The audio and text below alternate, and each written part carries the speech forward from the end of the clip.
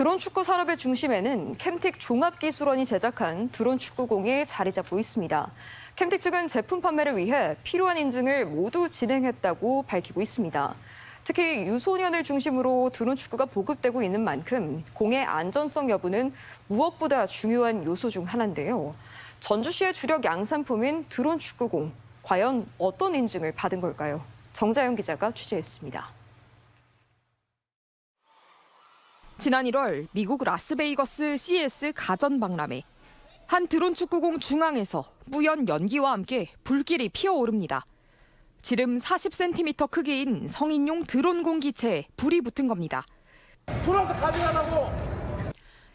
캠틱 종합기술원은 해당 사고에 대해 축구공 모양의 가드 속에 있는 변속기 조립 불량으로 인해 기판에 불이 붙은 화재라는 입장.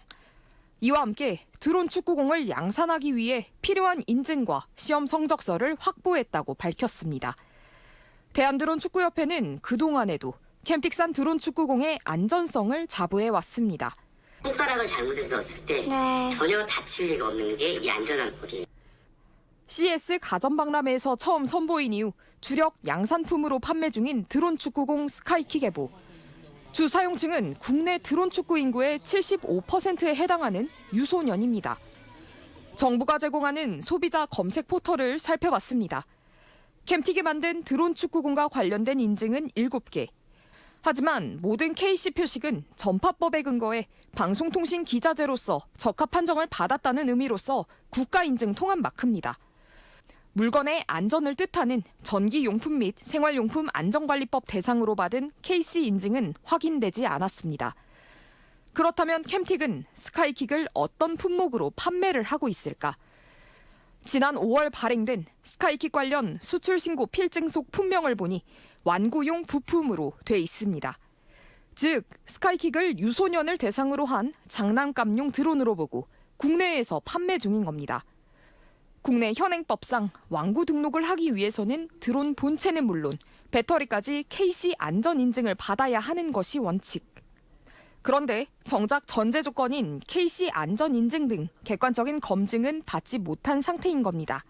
어린이용들은 완구 인증 대상이네요. 2차 전지 충전식이면 저희가 인증을 받을 때 관련 서류라든지 그런 거 요구하고 있어요. 캠틱 측도 이러한 사실을 알았던 듯 완구 등록을 시도했지만 여의치 않았다는 사실을 인정합니다. 유소년을 대상으로 판매하고 있지만 주된 사용 대상으로 설계되지 않아 완구 적용 제외 대상이라는 자문에 따라 절차를 밟지 않는다는 겁니다. 유소년에 퍼주고 해야 된다 그러면 완구용 인증이나 그런 걸 다 받아야 되는데 그런 부분은 굉장히 까다로워서 그런 부분들을 진행을 하고 있기 때문에 드론 축구공 양산을 위해 필요한 인증을 확보하고 특히 수출을 위해 미국 FCC나 유럽 CE 등 필요 인증 확보에 주력하고 있다던 캠틱. 정작 사용자의 대부분인 국내 유소년들을 위한 안전성 인증 확보는 뒷전이 아니었는지 되돌아볼 때입니다. MBC 뉴스 정자영입니다.